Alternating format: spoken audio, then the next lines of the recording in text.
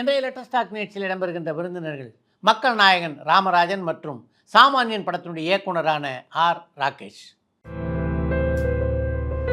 12 ஆண்டுகளுக்கு பின்னாலே மக்கள் நாயகன் ராமராஜன் கதாநாயகனாக நடித்து வெளிவருகின்ற அவருடைய 45வது திரைப்படம் சாமானியன். கடந்த 38 ஆண்டுகளாக தமிழ் திரையுலகிலே பயணித்துக் கொண்டிருக்கின்ற ராமராஜன் தன் திரையுலக பயண அனுபவங்கள் பலவற்றை இந்த நேர்காணலிலே பகிர்ந்து கொண்டிருக்கிறார். வணக்கம். வணக்கம். ரொம்ப அழகான ஒரு பெயரை வச்சுருக்கீங்க இந்த படத்துக்கு, சாமானியன் அப்படின்னு. ராமராஜனுக்கு அது முழுக்க முழுக்க பொருத்தமான பேர். எப்படி அதை பார்க்குறேன்னா, ராமராஜன் புகழின் உச்சியில் இருந்த காலகட்டத்தில் ராமராஜன் வச்சு படம் எடுக்கணும்னு ஆசைப்படாத பட நிறுவனங்களே இல்லை. ஆசைப்பட்டாங்க அப்படின்னா ராமராஜன் பேரில் உள்ள அன்பு காரணம் இல்லை, ராமராஜன் வச்சு படம் எடுத்தால் நிச்சயமாக அந்த படத்தில் லாபம் சம்பாதிக்கலாம் அப்படின்ற ஒரு சூழல் அப்போ இருந்தது. ஆனால் ராமராஜன் அப்போ சாமானியர்களை தேடி பிடித்து அவர்களுக்கு படம் பண்ணார். நான் கூட ராமராஜன் வச்சு படம் பண்ணலன்னா முக்கியமான காரணம், அன்றைய காலகட்டத்தில் ஒரு பக்கம் சிவாஜி, ஒரு பக்கம் கமல்ஹாசன், பிரபு, இப்படி நான் பெரிய நட்சத்திரம் வச்சு படம் எடுத்ததுனால அவருடைய பார்வையில் நான் சாமானிய தயாரிப்பாளராக இல்லை, நான் ஒரு பெரிய தயாரிப்பாளராக இருந்தேன். அதனால தான் ஒரு படம் எடுக்கல அப்படின்னு நினைக்கிறேன். அந்த விஷயத்தில் இந்த தலைப்பு ராமராஜனுக்கு மிக அருமையான தலைப்பு. எப்படி அதை தேர்ந்தெடுத்தீங்க? முதல்ல அதை சொல்லுங்கள் சார். ஆக்சுவலாக தலைப்பு நாங்கள் எடுத்துகிட்டு போன டைட்டில் வேற சார். அப்படியா? கதை பிடிச்சிருச்சு. இல்லை, நான் தான் சார் சொல்கிறேன். கரெக்டாக கேட்டிருக்காரு. நான் தான் சொன்னேன், ஸ்ட்ரெயிட்டாக மேட்ருக்கு வந்துடுறேன். இல்லை இல்லை, அதை கேட்டதுக்கு நான் தான் கிட்ட சொல்லணும். டைட்டில் வந்துட்டார்ல. இல்லை, நான் சொன்னால் 100% உண்மையவே சொல்லிடுறேன் சார். அவரு 200% சொல்லிடுவீங்க சார். அதனால நான் 100% உண்மையை சொல்லிடுறேன். அவர் முதல்ல சொல்லட்டும், அப்புறம் நீங்கள் உங்கள் வருஷம் சொல்லுங்கள். கதை சாருக்கு ரொம்ப பிடிச்சிருச்சு சார். கதை ரொம்ப பிடிச்சிருச்சு. கதை பிடிச்சாலும் நாங்கள் சொன்ன டைட்டில் பிடிக்காதனால ஒத்துக்கவே இல்லை சார். சார் அது ஒரு சின்ன விஷயம் தானேன்னா, ஒரு நாள் ஆயிடுச்சு, காம்ப்ரமைஸ் பண்ண முடியலை. ஏன்னா நாங்கள் வேற ஒரு டைட்டில் சொன்னோம். இது என்ன டைட்டில் அப்படின்னு சொல்லிட்டு அதை ஒரு மாதிரி நரைமுடின்னு சொன்னோம் சார். டைட்டிலு என்னையா முடி கிடின்னு சோத்துல விழுந்தாலே எடுத்து கீழே போட்டுருவாங்க அப்படின்னு சொல்லிட்டு நல்லா சரிதான் என்னை பொறுத்த வரைக்கும். அப்படியா சார்? சரி, ஓகே. அது ஏன் அது கண்டென்ட்டாக அது ரொம்ப ஸ்ட்ராங்காக இருக்கும், கிரே ஹேருங்கிற மாதிரி ஒரு விஷயம் பண்ணோம். இவ்வளோ சூப்பராக இருக்குது, ஸ்க்ரீன் ப்ளே பண்ணியிருக்கீங்க, இவ்வளோ நல்ல கதைக்கு போயிட்டு இன்னும் கொஞ்சம் பாருங்களேன் அப்படிங்கும்போது ப்ரொடியூசர் ஆல்ரெடி இந்த டைட்டில் அவர் பேனரில் ஒரு 10 இயர்ஸாக ரிஜிஸ்டர் பண்ணி வச்சுருந்தாங்க. அப்போ ஜஸ்ட்டு நான் மதிசார்ட்ட அதை கேட்டு பார்க்கலாம் சார்னு ஞாபகப்படுத்தினேன். அப்போ உடனே சாமானியன் அப்படின்னு அந்த சபையில் சொல்லும் பொழுது, சூப்பராக இருக்கே இதை சொல்லாமல் ஏன் முதல்ல அதை சொன்னீங்க அப்படின்னாங்க. சரி அப்படின்னு சொல்லிட்டு அப்படி தான் சார் இந்த டைட்டில் செட் ஆகி வந்தது. இப்போ நீங்கள் சொல்லுங்கள். இப்போ நீங்கள் சொன்ன உண்மைதான். ஏன்னா எனக்கு அதாவது சின்ன ப்ரொடியூசர் பெரிய ப்ரொடியூசர்ன்றதை விட எனக்கு டைட்டில் ரொம்ப வரும். எங்கள் டைரக்டர் ராமேஸ்வரம் ஒப்பிடும்போது அவர் சப்ஜெக்ட் சொன்னோன்னு அவரே வச்சிருவார். இல்லைன்னா முதல்ல என் இடத்த கேட்பார், டைட்டில் சொல்கிறா அப்படின்னு. நான் வெளியே போய் ரவுண்ட் அடிச்சு அப்படியே சொன்னால் 100 ரூபா கொடுப்பார், 100 ரூபா. அந்த 100 ரூபா வாங்குறதுக்காவது நான் பண்ணி வெளியே டைட்டில் சொல்லுவேன். அவரும் சொல்லுவார். அந்த மாதிரி ஆர்வம் எனக்கு டைட்டில் பைத்தியம் ஜாஸ்தி உண்டு. இப்போ மண்ணுக்கத்த பண்ணு கூட நம்ம டைரக்டருடைய ஒரு ராம்நாத் இருக்கார்ல, அவர் சொன்ன டைட்டில் தான் அதை கேட்சி தான் வச்சுட்டேன். அது மருதானியமாக டைரக்டர் வச்சாங்க. ஸோ அந்த டைட்டில் ரொம்ப முக்கியமாக. சாரும் ராகேஷ் சாரும் ப்ரொடியூசர் மதி சார், பாலா சதீஷ் இணை ப்ரொடியூசர் சொன்னாங்க, சப்ஜெக்ட் பிடிச்சது ரொம்ப நல்லாயிருக்கு, டைட்டில் கேட்டே சொன்ன மாதிரி சொன்னார். இல்லை சார், டைட்டில் சரியாகிறா சார், அது நம்ம வேறு லெவல் லேடிஸ்லாம் வர்ற படமாக இருக்கும் அப்படி ப்ரொடியூசர் டக்குனு சாமானியன்னார். சாமானியனா இது எப்படி உங்களுக்கு தெரியும் அப்படின்னு. ஏன்னு கேட்டால், ஒரு வாரத்துக்கு முன்னால் ஒரு கதை சொல்கிறார் சார். அவர் கேமராமேன் ஜீவன் பேர். அவர் அனுப்பிச்சது யாருன்னா நம்ம டைரக்டர் தம்பி ஜெயராஜன் இருக்கிறார்ல, அவர் மெச்சன் தனபால் கேமராமேன், அவர் சொல்லித்தான் அனுப்புகிறார். அவர் அனுப்பிச்சா சொன்னார் சார். அவர் அழகர்னு கொடுத்தாரு, கேரக்டர் அழகர், ஒரு அவார்டு வாங்குற மாதிரி சொன்னார். நான் இல்லை சார், நான் டைட்டில் அழகர் வேண்டாம், ஏன்னா கேரக்டர் நம்ம டைட்டில் வைக்கிறது எனக்கு செட் ஆகாது, ரஜினி சார் செட் ஆகுது, எனக்கு செட் ஆகுதுன்னு சொல்லிட்டேன். அப்புறம் நான் நினச்சேன் ஒரு கமர்ஷியலாக படம் பண்ணிட்டு அவார்டு நினச்சேன். ஆனால் அவார்டு கண்டிப்பாக உண்டு சார் அப்படின்னு சொல்லி முடிச்சா அவர் டைட்டில் சொல்லணும், சப்ஜெக்ட் ஓகேண்டா சார், இது என்ன வேணாலும் சரி அவர் நல்லா சொன்னார். அப்புறம் டைட்டில் கேட்கும்போது அவர் என்னென்னா, இந்த டைட்டில் வேணாலும் அப்புறம் சாமானியன் எப்படி இருக்கு அப்படின்னாரு. சாமானியனா அதெல்லாம் நல்ல டைட்டில் அருமையான செய்தி அப்படின்னா, சரி சார் சொல்லிட்டு அவர் போய் தனபாட்டில் குடியிருக்காரு. அவர் ஹீரோ ஓகேன்ட்டார், அவர் ப்ரொடியூஸ் பண்ணால் நம்ம எடுத்துடலாம். ஐயோ, அவரே ப்ரொடியூசர், அவரே டைரக்டர், அவரே படம் எடுக்கிறாரு, நீ வேறு அப்படின்னு விட்டு போயாச்சு சார். போனதுக்கப்புறம் என் அசோசியேட்டை, டி இந்த சாமானியன் டைட்டில் விட்டக்கூடாது, அருமையான டைட்டில், கதை எப்படி அதெல்லாம் போயிட்டு போகிறேன், இந்த சாமானியன்றது பாட்டுக்காரன், கரகாட்டக்காரன், காவாக்காரன் மாதிரி ஒரு டைட்டில் இது அப்படிங்கிற மாதிரி சொல்லிக்கிட்டே இருக்கேன் சார். ஒரு 4 நாளாக என்ன பண்ணலாம், யார் ப்ரொடியூசர் வருவா, ஏன்னா நமக்கு ப்ரொடக்ஷன் பண்ணுறது இன்ட்ரெஸ்ட் கிடையாது. ஏன்னா அந்த மாதிரி மென்டாலிட்டி இல்லை நமக்கு.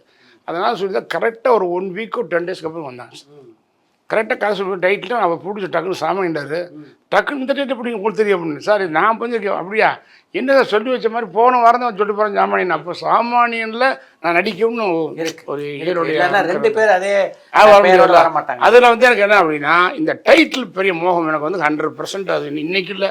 இந்த படம் ஷூட்டிங் ஆரம்பித்தது விளம்பரத்துக்கப்புறம் தான் டிவிலே சொல்ல ஆரம்பித்தா சாமானிய மக்கள் அது வரைக்கும் கூட கேட்கல. அது மாதிரி சாமானிய டைட்டில் அமைஞ்சது எனக்கு ஒரு பெரிய கிஃப்ட். அது மாதிரி சொன்ன மாதிரி படமும் பிரமாமா அப்படி அருமையான கதை, ஸ்க்ரீன் பிளே, சார் சொன்ன மாதிரி எல்லாத்துக்கும் போய் ரீச் ஆகிற மாதிரி சார். இந்த கதையினுடைய கரு இல்லாமல் அதை தொடாமல் ஒரு உலகத்தில் மனுஷன் பிறந்து வளர்ந்து போய் சேர முடியாது. அதுக்கப்புறம் தெய்வம் பக்கம் ராஜானே அப்புறம்போது என்ட்ரி இப்படி வந்து ஒரு படம் நடிச்சு அது மிகப்பெரிய ஆக்சிடென்ட். மயிரிழையில் உயிர் தப்பினார் உண்மைதான் அப்படின்றத கேள்விப்பட்டிருக்கோம். நான் வாழ்க்கையை அனுபவிச்சுட்டேன். ஒரு செகண்ட் நான் உயிர் போக தப்பிச்சுட்டோம்மா.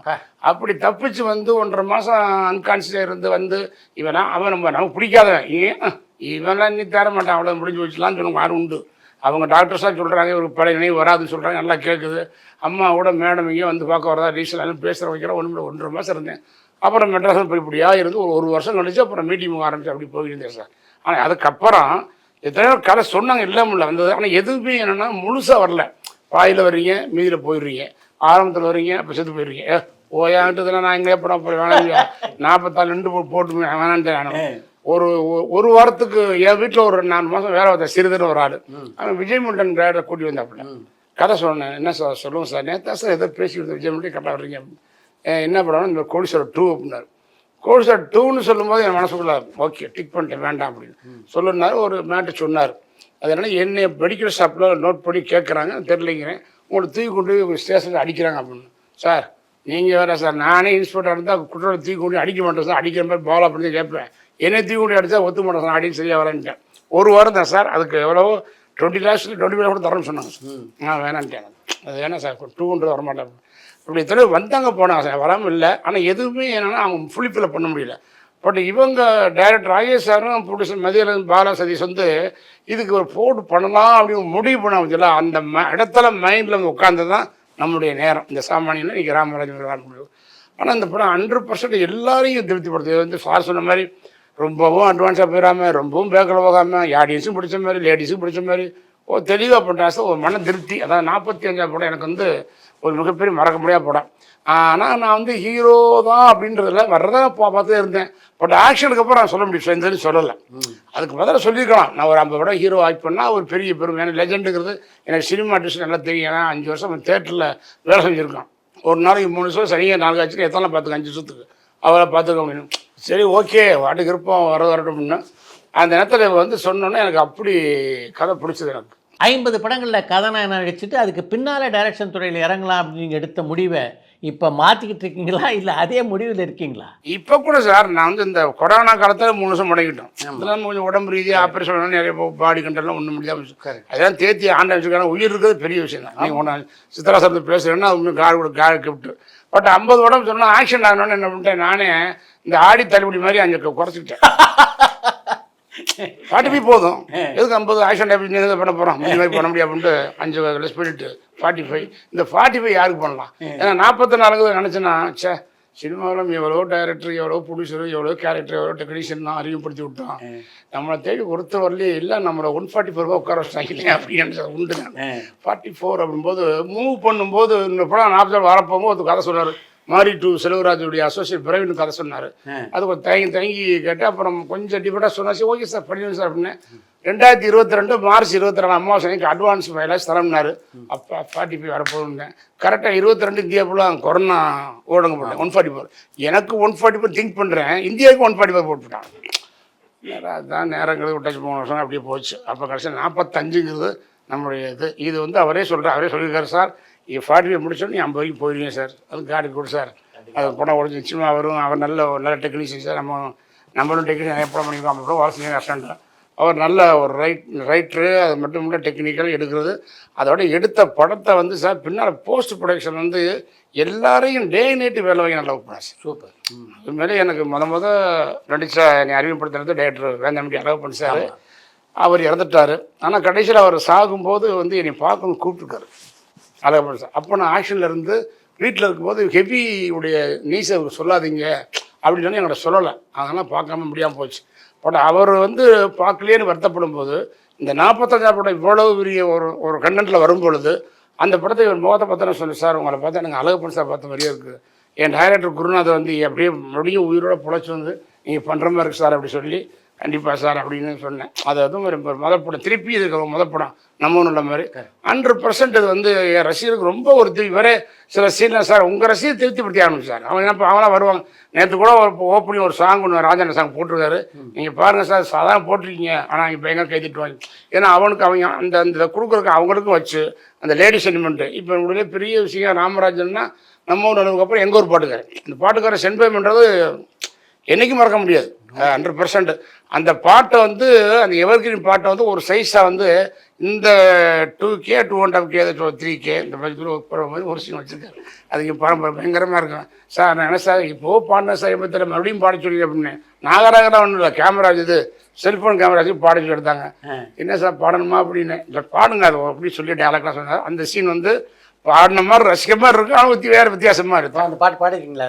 ஒரு 4 வரி முதல் வரி பாடி சொல்லி அது ஒரு வேறு சுச்சுவேஷனில். எப்படி ராமராஜனை இந்த கதைக்கு தேர்ந்தெடுத்து? ஆக்சுவலி வந்து ஸ்கிரிப்ட் முடிச்ச உடனே லெஃப்டில் எம்எஸ் பாஸ்கர் சார், ரைட்டில் ராதா ரவி சார், இது 2 மட்டும் ஃபிக்ஸ் பண்ணிட்டேன் சார். சென்டர் மட்டும் ஃபிக்ஸ் ஆகலை. சென்டர் மட்டும் லீடு மட்டும் ஃபிக்ஸ் ஆகலை. ஏன்னா வந்து நான் இப்போ பொய் சொல்லலை சார், நான் சாருக்காக பண்ண கதை கிடையாது இது. ஏன்னா சார் ஒரு 10-12 வருஷமாக நடிக்கலை, என்ன பண்ணுறாங்க எங்கே இருக்காங்கன்னு யாருக்குமே தெரியாது.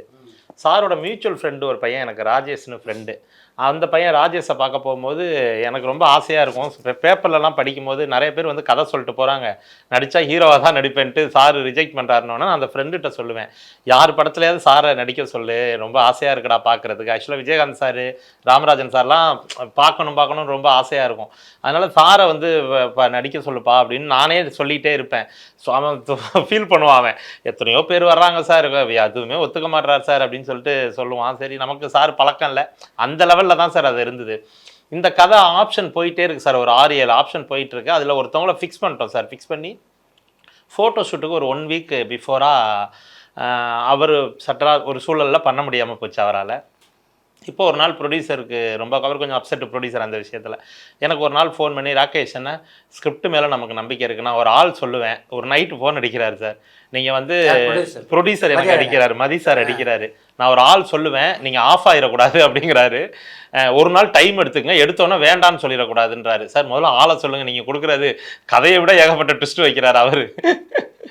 சொல்லுங்கள் சார் அப்படின்னோடனே ராமராஜன் சார் எப்படி இருக்கும் அப்படிங்கிற அந்த தாட்டு வந்து ப்ரொடியூசர் மதி சார் தான் என்கிட்ட கேட்டார்.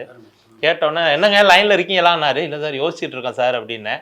ராகேஷ் ஒரு 2 நாள் எடுத்துக்கோங்க, நல்லா உங்கள் வெல்விஷர்ஸ் எல்லார்ட்டையும் கேளுங்க அப்படின்னோடனே, இல்லை எப்படி இருக்காரு என்ன ஏதுன்னு தெரியலையே சார் அப்படின்னு சொன்னேன். சொன்னோன்னே அதுக்கு தான் 2 டேஸ் எடுத்துங்க, விசாரிங்க, என்ன ஏதுன்னு சொல்லுங்கள், எனக்கு கொஞ்சம் சரியாக இருக்குமோன்னு தோணுது, நீங்கள் வந்து பாருங்கள் அப்படின்னு சொல்லிட்டு வச்சுட்டார் அவர். சரி ஒரு ப்ரொடியூசரே சொல்கிறாரே அப்படின்னு சொல்லிட்டு அதுக்கப்புறம் ஃபஸ்ட்டு என்னோடய வெல்விஷர்ஸ் வீட்டில் ஒரு லேடிஸ் எல்லாம் இருப்பாங்களே சார், அவங்கள்ட்ட கொஞ்சம் ஃபாரினில் இருக்க ஃப்ரெண்ட்ஸுக்கிட்டலாம் இந்த கதை தெரிஞ்ச ரொம்ப க்ளோஸாக இருக்கவங்கள்ட்ட மட்டும் ஃபோன் பண்ணி சார் பண்ணால் எப்படி இருக்குன்னொன்னே ஒரு 20 பேர்கிட்ட நான் கேட்டேன் சார். ஒரு 4 ஃப்ரெண்ட்ஸை தவிர ஒரு 16 பேர் சூப்பராக இருக்கும் அப்படின்னாங்க, லேடிஸு ஜென்ஸு எல்லாருமே. அந்த 4 பேர் நெகட்டிவாக சொல்லலை. அவங்க என்ன சொன்னாங்கன்னா, ட்ரோல் பண்ணுவாங்கடா அவனை, அதிகமாக மீம்ஸ் போடுவாங்க, அவங்க மீம் கிரியேட்டரை மட்டும் நீ ஜெயிச்சிட்டின்னா அந்த படத்தில் ஜெயிச்சிடலாம் அப்படின்னாங்க. நான் முதல்ல சார் ஒத்துக்கணும், அது வேறு விஷயம். நாங்கள் அதுக்குள்ளே ஒரு பெரிய மீட்டிங்கை பண்ணிக்கிட்டு இருக்கிறோம், இவர் என்ன சொல்லுவாரோன்னு தெரியலை. அதனால் நீ வந்து கான்ஃபிடண்ட்டாக பண்ணு அப்படின்னோன்னா, சரி எல்லாத்துலேயும் ஒரு மெஜாரிட்டி தான் முக்கியம். சரி இவ்வளோ பேர், அவர் இன்னொருத்தவங்க லேடிஸ் எல்லாம் திரும்ப அவர் நடித்தா நல்லா தான் இருக்கும், பார்க்க ஆசையாக இருக்குது அப்படிங்கிற மாதிரி நிறைய பேர் சொல்கிறாங்க. சரின்னு சொல்லிட்டு ராஜேஷ்க்கு தான் சார் ஒரு கால் பண்ணேன். அவன் என்னமோ அதாவது இந்த பிரபஞ்சம் அதை நடத்தி காட்டணும்னு இருந்திருக்கு போல. டக்குன்னு அவன் மேக்ஸிமம் ஃபோனே பிக் பண்ண மாட்டான், அவன்கிட்ட அந்த ஃபோனை எடுக்கிறான். அவன் எடுத்துட்டு டக்குன்னு சார் அப்படியே நான் கேட்கும் போதே கான்ஃபரன்ஸ் போட்டான், எம்எல்ஏ உள்ள நம்பிக்கையில் போட்டோன்னே சார் கான்ஃபரன்ஸை அட்டன் பண்ணிட்டார் அந்த ஃபோனு. சார் உங்களுக்கு ஒரு கதை சொல்லணுமா சார், எனக்கு தெரியும் சார், ஃப்ரெண்டு தான் சார், டேரக்டர் சார் அப்படி இப்படின்னோடனே, ப்ரொடியூசர் இருக்காங்கன்னொன்னே, அப்படியா அப்படின்ட்டோன்னே சார் கான்ஃபரன்ஸ் போட்டோன்னே எனக்கு குரலையே நம்ப முடியலை சார். நான் தான் ராமராஜன் பேசுகிறேன் அப்படின்னாங்க அவர் அந்த எளிமையான அந்த வார்த்தையில். சார் இந்த மாதிரி ஸ்கிரிப்ட் சொல்லணும் அப்படின்னு, இருப்பா வரேன்ட்டு காலண்டர் எடுத்து அடுத்த நாள் நல்ல நேரம் பார்த்துட்டு வர சொன்னாங்க சார். அப்புறம் அந்த டைமில் தான் போன உடனே கூட நான் கதை சொல்ல ஃபஸ்ட்டு ஒத்துக்கலை சார். ஏன்னா எனக்கு எப்படியும் இதையும் திருப்பி அனுப்பிச்சிருவாருங்கிற மாதிரி தான் மைண்டில் இருந்தது. ஏன்னா அவரோட ப்ராப்பரான எதுவுமே இந்த கதையில் நான் வைக்கலை. அதனால் நான் போன உடனே ஒரு 5 நிமிஷம் நல்லா இருக்கீங்களா சார்னு ஜென்ரலாக பேசிவிட்டு, சார் இந்த இப்போ கதை சொல்கிறதுக்கு முன்னாடி உங்களோட ரெகுலராக இருக்கிற சில விஷயங்கள், அதாவது அதெல்லாமே சக்ஸஸ் தான். ரெகுலராக சாருடைய வெற்றியில் இருக்கிற அந்த பாயிண்ட்ஸ் எல்லாமே இதில் கிடையாது ஃபஸ்ட்டு. ஆனால் ஸ்கிரிப்ட் சக்ஸஸ்ஃபுல்லாக இருக்கும். முதல்ல வந்து என்ன இல்லை அப்படின்னாரு, அது மாதிரி இந்த படத்தில் உங்களுக்கு கலர் சட்டை இல்லை சார் அப்படின்னு பயந்துக்கிட்டேன் உங்களுக்கு. ஏன்னா இந்த ட்ரெஸ் கோடை வந்து ஏன் அப்படின்னாரு, இல்லை சார் மனசில் வந்து ஒரு கஷ்டத்தோடு இருக்கிற ஒருத்தன் வந்து கலராக சட்டை போட்டுட்டு இருக்க முடியாது, அதனால கொஞ்சம் டல் கலரு அந்த மாதிரி லைட் கலர்ஸு தான் சார் காஸ்டியூம் கொடுக்க முடியும், அது நீங்கள் கதை கேட்டால் புரிஞ்சிடும் சார் அப்படின்னு. சரி அப்புறம் அப்படின்னாரு. அப்புறம் இந்த படத்தில் பாட்டு இல்லை சார் அப்படின்னு சொன்னேன். பாட்டு இல்லைன்னு கோவம் வந்துருச்சு. ஏன் பாட்டு இளையராஜா நான் பாட்டால் தான் என்னை ஊர் சைட்லாம் தெரியும், பாட்டு இல்லாமல் கதையை கொண்டு வந்திருக்க அப்படின்னாரு. இல்லை சார் சாங்ஸும் இந்த ஸ்கிரிப்டில் டிமாண்ட் இல்லை. 3வது பாயிண்ட் தான் சார் ரொம்ப பயந்தேன், இதில் ஜோடி கிடையாது உங்களுக்கு அப்படின்னு சொன்னேன். சொன்னோன்னே என் ரசிகர்லாம் ஒத்துக்க மாட்டாங்களே அப்படின்னாரு. எந்த பாயிண்ட்டையுமே ஒத்துக்கலை. அதான் சார் இதில் ஜோடி கிடையாது, பாட்டு கிடையாது. அப்புறம் வந்து மீசை எனக்கு கொஞ்சம் கட்டையாக வைக்கணும் இந்த கதையில், சின்ன மீசையெல்லாம் இருக்கக்கூடாது சார் அப்படின்னு. அவர் வந்து அப்போ அவர் டைரக்ட் பண்ண ஒரு படத்தோட ஒரு காட்சி இருக்குது சார், அதை கிட்டத்தட்ட ஞாபகப்படுத்துகிற மாதிரி இந்த ஒரு படம். அவர் சார் டைரக்ட் பண்ண படத்தில் கவுண்டமணி சார் சொல்லுவார்ல 100 வருஷம் வாழணும் அப்படின்னு, இந்த பீடி சிகரெட்டு பழக்கமே இல்லைங்க, தண்ணி கிண்ணி அடிக்கிறது, அப்புறம் என்ன டேஸுக்குடா 100 வருஷம் வாழணுங்கிற மாதிரி. அந்த மாதிரி இது எதுவுமே என்னோட இது இல்லாமல் என்ன இருக்குடா அவங்ககிட்ட நான் கதை கேட்கணுங்கிற மூடில் தான் இருந்தார் சார். அடுத்தடுத்து நல்லா பழகணுன்னு தான் அதை சொன்னாங்க. அப்புறம் மீறி சார் சொல்லுப்பா அப்படின்னாரு சார். அப்படியே கதை ஒரு 20 நிமிஷம் தாண்டுனுச்சு சார். தாண்டோடனே அந்த இன்ட்ரோவில் எல்லாம் நிமிந்து உட்காந்துட்டார் சார். நிமிந்து உட்காந்துட்டு இப்போ இன்டர்வல்லே ஆல்மோஸ்ட் ஓகே சொல்லிட்டார் சார் கதையை. அப்புறமா நான் செகண்ட் ஹாஃப் நான் தான் ஃபுல்லாக எக்ஸ்பிளைன் பண்ணி முடித்தோடனே ஃபுல்லாக கதை கேட்டு முடிச்சுட்டு கை கொடுத்தாரு. சூப்பராக இருக்குது அப்படின்னு சொல்லிட்டு முக்கியமான ஒரு 3 இடத்த மட்டும் மாற்ற சொன்னார் சார். அது மட்டும் மாற்றுங்க அப்படின்னாரு. நான் அப்புறம் சார்ட்ட கை கொடுத்துட்டு வந்துட்டு ஒத்துக்கல சார். ஆக்சுவலாக எனக்கு அதில் உடன்பாடு இல்லை மாற்றுறதில்ல, மன்னிச்சுக்கோங்க சார். நேராக ப்ரொடியூசர்கிட்ட வந்தேன், அது மாற்ற முடியாது சார். ப்ரொடியூசர் என்னங்க ஆச்சு அப்படின்னாரு. சார் அது மாற்ற சொன்னாங்க என்ன, நானும் வரேன்னாரு. வாங்க சார் திரும்ப கூட ஒரு தடவை நரேட் பண்ணுவோம், ஆனால் மாற்றினா அது கொஞ்சம் கதையோட இது போயிடும் சார் அப்படின்னு சொன்னேன். சில கொள்கைகள் இருக்குது, நான் தண்ணி அடிக்கிற மாதிரி வைக்கல, தம் அடிக்கிற மாதிரி வைக்கல, சாரோட இதில் அது பிடிக்காது. இவர் சார் படத்தில் வில்லன் கூட யார் கையையும் பிடிச்சி இழுக்கக்கூடாதுங்கிற மாதிரிலாம் சொல்லிட்டு இருந்தாங்க. ஸோ அதனால் எல்லாத்தையுமே கண்ட்ரோல் பண்ணி தான் வந்தோம். ஆனால் அந்த இதில் வந்து ஆஃப்டர் ரிலீஸ்னா கூட சொல்லுவேன் அந்த பாயிண்ட். அப்புறம் ப்ரொடியூசர் மதி சார் வந்தார், கன்வின்ஸ் பண்ணேன். சார் ஒரு தடவை வந்து அவரும் கன்வின்ஸ் பண்ணார், அப்படியும் கன்வின்ஸ் ஆகலை. ராஜேஷ்ட சொல்லி 2 பேருக்கும் நீட்டலாக வந்து நீயாவது கொஞ்சம் எடுத்து சொல்லுப்பா அப்படின்னேன். அவன் பார்த்தா அந்த அண்ணனுக்கு ஒரு ஆனியன் ஊத்தாப்பா மாதிரி லாஸ்ட் வரியை மட்டும்தான் கொண்டு வந்து சேர்ப்பான், ஃபுல்லாகவே இங்கே சொல்ல மாட்டேன். நான் ஏன்டா இவ்வளோ நேரம் உனக்கு சொல்கிறேன், போயிட்டு கடைசி வரியை சொன்னால் அவர் எப்படா ஒத்துக்க சார், 2 மணி நேரம் சொன்னாலே கன்வின்ஸ் பண்ண முடியலை, நீ போய் கடைசி வரியை போய் சொல்கிறேன், நீங்களே போய் சொல்லுங்கள் சார்னு 3வது மீட்டிங் கொடுக்குறான். அப்புறம் நான் அந்த பாயிண்ட்டை வச்சு அதை கொஞ்சம் மாற்றி கொஞ்சம் சொன்னேன், ஒரு 2 பாயிண்ட்டை இப்படியாவது வச்சுக்கிறேன் சார், இதில் நீ உங்கள் பாயிண்ட்டும் வந்துடும் என்னதும் வந்துடும், ஆனால் என்னால் தூக்க முடியாது அப்படின்னு சொன்னேன், ஆனால் கொஞ்சம் மாற்றிடுறேன் அப்படின்னு சொன்னேன் சார். சரி 2 பாயிண்ட்டை கொஞ்சம் மாற்றி சொல்லிட்டேன். ஒரு பாயிண்ட் மட்டும் நான் காலில் வேணால் விழுவுறேன், அதை விட்டுருங்க, படம் நல்லாயிருக்கும் அப்படின்னு. அதை சரி தொலைங்க, அந்த ஒரு பாயிண்ட் மட்டும் வச்சுக்கோ. 2 பாயிண்ட் அவருக்காக மாற்றிட்டேன் சார், ஒரு பாயிண்ட் எனக்காக விட்டு கொடுத்துருங்கன்ட்டேன். அப்படியெல்லாம் சேரும்போது ஒரு புள்ளியில் படம் ஆயிடுச்சு சார். படப்பிடிப்பு தளத்தில் முதல் நாள் ராமராயனை பார்த்தப்போ எப்படி இருக்கு உங்கள் ஷூட்டிங்? முதல் நாள் ஷூட்டிங் சொல்லி ஃபஸ்ட்டு டே வந்து நான் ஆக்சுவலாக சார் வராருன்னு ஒரு டீசர் ஒன்று விட்டு பார்ப்போம், எடுத்தோன்னே படம் ஷூட்டிங் பெற வேண்டாம் அப்படின்னு ப்ரொடியூசர்கிட்ட சொல்லிவிட்டு ஒரு டீசர் ஒன்று எடுப்போம், அது எப்படி ஒர்க் ஆகுதுன்னு பார்த்துக்குவோம் அப்படின்னு சொல்லிட்டு ஃபஸ்ட்டு டீசர் ஒன்று எடுத்தோம் சார். டீசரில் வந்து அது 3 பேர் காம்போவாக வச்சு பண்ணால் நமக்கும் படத்தோட ஒரு ரஜினிகாந்துக்கு ஈடாக உங்களுடைய படங்கள் வந்து மிகப்பெரிய வெற்றி பெற்றது அந்த காலகட்டத்தில். அன்றைக்கி எந்த ஃபீலிங் இருக்குந்தது உங்களுக்கு? அப்போ எனக்கு அதெல்லாம் கிடையாது, யாரையுமே அந்த இது நினைக்க மாட்டேன் சார். சொல்கிற மாதிரி அதெல்லாம் சொல்கிறேன். ஷூட்டிங் போகும்போது வீட்டில் தலைவர் படம் பாட்டை பார்க்க முடியாது, நான் போய் அடிக்கும் வந்துடும் அப்படின்ட்டு. நீண்ட நாட்களுக்கு பிறகு ஒரு பக்கம் ராதா ரவி, இன்னொரு பக்கம் MS பாஸ்கரோட நடிச்சது அப்படின்னு. அதான் சார் ஜோடி இல்லைன்ட்டாங்க சார். அவங்க தான் ஜோடி இல்லைன்னாங்க. பரவாயில்ல சார் ஜோடி இல்லை, எனக்கு ஜோடி 2 இருக்காங்க, ராதா ரவி MS பாஸ்கர். இவங்களை பேலன்ஸ் பண்ணி போயிடும். கரெக்டாக சொல்லும்போது கொஞ்சம் தெம்பு இந்த காரணம். பரபரப்பான சினிமா செய்திகள், நட்சத்திரங்களின் பேட்டிகள், சினிமா வரலாறு ஆகியவற்றை பார்க்கவும் படிக்கவும் உங்களுக்கான இணையதளம் tourantalkies.co.